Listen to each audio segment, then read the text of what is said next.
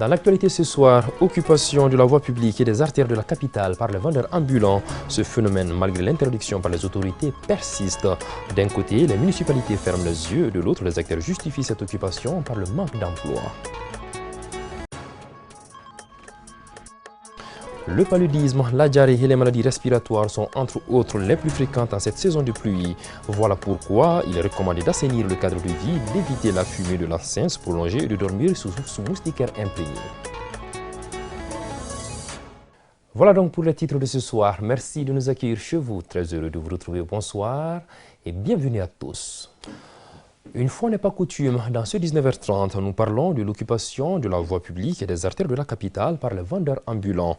Ceci en dépit de l'interdiction par les autorités, constituant un dommage pour non seulement les usagers, mais également pour ces vendeurs eux-mêmes.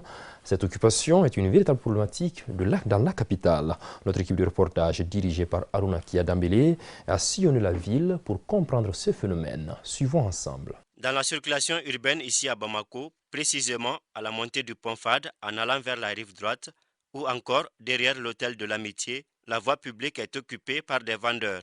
Cette occupation anarchique de la voie publique entraîne des dommages aux usagers de la circulation. Étant unanimes sur l'interdiction d'occuper les voies publiques, ces vendeurs persistent avec tous les risques. Nous vendons les bananes ici pour gagner un peu afin de nourrir notre famille. Nous sommes conscients que c'est risqué de vendre sur la voie publique. La mairie nous empêche de vendre ici et même si on fait les ambulants, elle nous cherche. Si les autorités peuvent nous chercher un emplacement, nous irons nous installer là-bas sans problème. La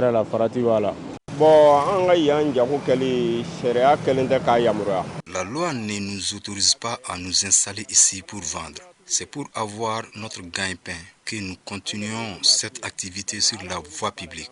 Connaissant tous les risques avec les motocyclistes, nous invitons les autorités à nous laisser gagner le peu qu'on trouve ici en attendant de trouver un autre travail.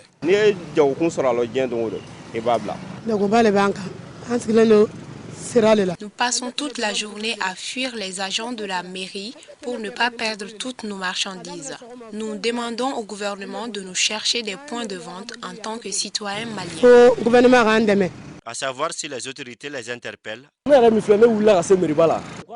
Je vends des oranges ici. Je suis allé moi-même à la mairie centrale pour demander les conditions pour m'installer tranquillement et faire mon petit commerce. On m'a dit que c'est formellement interdit de vendre sur la voie publique. Nous avons quitté le village pour chercher un peu d'argent afin d'y retourner rejoindre nos parents. Si les uns et les autres gagnent leur vie dans ces petits commerces, il faut savoir où le faire de façon à être en accord avec la législation pour éviter l'occupation anarchique de la voie publique. Pièce d'ameublement utilisée pour s'allonger, le matelas est un élément de confort en matière de sommeil. D'usage dans toutes les concessions de la capitale, le matelas est devenu de nos jours un véritable produit commercial. Du coup, sa vente est un marché fructueux, surtout ceux provenant de l'Europe appelés les matelas casse. Aïssata Ditkumbakane et son équipe ont fait un tour dans quelques points de vente pour voir comment se porte ce marché. Ces matelas vendus par nos commerçants viennent de l'extérieur. Ils sont généralement de seconde main. Cette pièce d'ameublement et de soulagement est sollicitée par bon nombre de citoyens. Dans les lieux de vente ici à Bamako, les prix varient selon la qualité. Depuis 83 Cela fait plus de 20 ans que je suis dans ce commerce. La vente des matelas. Vraiment, ils sont bien appréciés aujourd'hui par beaucoup de Maliens. Pour certains, c'est la qualité qui est bonne et pour d'autres, ils sont moins chers et ça dure. Selon nos interlocuteurs, le marché est moins florissant, un état de fait qui déplore les vendeurs du matelas casse. Je ne vends que des matelas depuis des années. Comparant cette année aux précédentes, il y a une très grande différence par rapport au marché. On peut faire des jours sans vendre un seul matelas. Vraiment, c'est déplorable. Nous remercions Dieu tout en espérant que les choses vont changer. Ces derniers temps, le marché est très lent. Mais Dieu merci, on s'en sort avec le peu que l'on gagne. En attendant, ces commerçants seront obligés de prendre leur mal en patience. Tabaski 2023, nous sommes en moins de 25 jours. Les marchés à bétail de la capitale, à quelques encablures de cette fête dite de moutons, semblent être bien fournis. Des moutons en provenance de presque toutes les localités sont disponibles. Cependant, les prix ont grimpé contrairement à l'année passée selon les vendeurs. Pour cause, l'insécurité et la cherté de l'aliment bétail. Suivant ce reportage signé Saloum Konaté. Les parcs animaliers sont bien remplis. De Boulkasumbougou au quartier sans fil, en passant par Faladja et Niamana, le constat est le même. Le marché est approvisionné. À quelques jours de la fête de Tabaski, ils sont nombreux à s'interroger sur les prix des moutons. D'après nos interlocuteurs, les prix sont relativement élevés contrairement à l'année passée. C'est là pour plusieurs raisons. Bon, il y a eu des augmentations cette année. Nous avons des problèmes d'accès dans certaines localités. Certains vendeurs de moutons qui sont venus des régions du Nord expliquent que la montée des prix des moutons s'explique en grande partie par l'entretien de l'animal. Contrairement à l'année dernière, il y a eu une augmentation d'environ 10 000 francs CFA. Nous avons des difficultés à envoyer de l'argent. D'autres par contre évoquent la rareté des bêtes dans les zones d'approvisionnement. Ces moutons proviennent de plusieurs localités. Il est très difficile pour nous d'accéder à ces zones. Généralement, nous achetons les moutons vers les localités de Nara, Tubakoro et autres.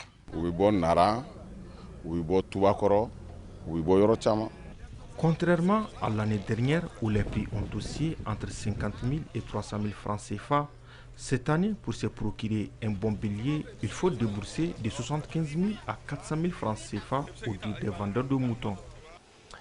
Une saison pas comme les autres, la saison de pluie est une période pendant laquelle certaines maladies deviennent plus fréquentes. Le paludisme, la diarrhée et les maladies respiratoires sont entre autres les plus courantes. Voilà pourquoi il est recommandé d'assainir le cadre de vie, d'éviter la fumée de l'encens prolongée et de dormir sous moustiquaires imprégnés, et tout ceci en portant une attention particulière sur les enfants. Atouma Tunkara.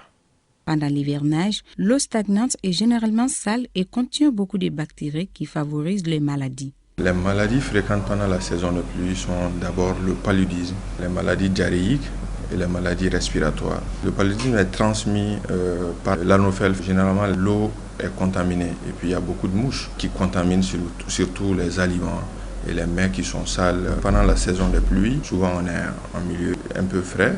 Et souvent c'est la chaleur chez les enfants qui ne sont pas adaptés et ça peut vraiment provoquer un peu des gènes respiratoires. Selon le docteur Campo, pendant la saison pluvieuse, les femmes enceintes et les enfants de moins de 5 ans sont le plus exposés. Vous savez, le paludisme, c'est une maladie vraiment qui est un problème de santé publique. Ça peut engendrer chez les enfants le neuropaludisme qui peut détruire les neurones des enfants qui ne sont pas renouvelés. Au-delà de tout ça, ça peut entraîner la mort. Et chez les femmes enceintes, ça entraîne vraiment les complications au cours de la grossesse. La diarrhée, ça c'est surtout la déshydratation chez les enfants aussi. Et les maladies respiratoires, si c'est infectieuse, ça peut entraîner une complication infectieuse, septicémie. Parmi les nombreuses maladies de cette période, les citoyens ne connaissent qu'une seule. À la veille de la saison des pluies, il y a beaucoup de moustiques et des mouches. Cela amène le palu. Pour se protéger contre cette maladie, nous devons assainir la concession, dormir sous une moustiquaire imprégnée et laver proprement les aliments et nos mains. Au dur du docteur, il y a des mesures pour prévenir. Dormir sur les moustiquaires, éviter le contact avec les moustiques et assainir les maisons. Boire de l'eau propre, il faut éviter d'utiliser les eaux usées, éviter le contact des aliments avec les mouches. Chez les enfants, il faut avoir un habillement correct, protéger les enfants. Pour se protéger et protéger les autres, les agents de la santé invitent tous à adopter ce comportement. Toutefois, une attention particulière doit être accordée aux enfants et aux femmes enceintes. Deuxième édition de la Coupe Maracana PR de PRVM Fasoko, dénommée Mamadou Oumar Sidibé. La finale s'est jouée ce samedi à Niamakoro, en commune 6 du district de Bamako. Une finale remportée 1-0 par l'équipe du Continental face au FC Bokba. Le compte-rendu de Aïssata Ditkumbakane. Cette finale de la deuxième édition de la Coupe PRVM Fasoko a émerveillé le public. Les Continental Anvers et les FC Pogba s'affrontent en 2 fois 30 minutes sans pouvoir marquer de but. 0-0 score final. Finalement, les équipes se départagent aux épreuves des tirs au but. Le Continental sort vainqueur avec un tir reçu contre 0 pour FC Pogba. Le capitaine des Verts de l'équipe continentale salue cette victoire. Bon, on est très content ici car le match était très efficace. Bon, c'était un peu difficile pour nous, mais on a pu tenir. On remercie le bon Dieu. Cette finale de la deuxième édition de la Coupe PRVM Fasoko a comblé l'attente des organisateurs. Le sport est un art qui permet le développement même intellectuel au-delà de la santé. Donc c'est beaucoup plus de cohésion et plus de paix et plus d'interaction entre la jeunesse. Que le fair play puisse gagner à cette Coupe Maracana 2 et qu'ensemble nous puissions faire du Mali un havre de paix. Nous estimons que le sport est fédérateur. C'est un symbole de paix. Ça amène la cohésion au niveau de la jeunesse.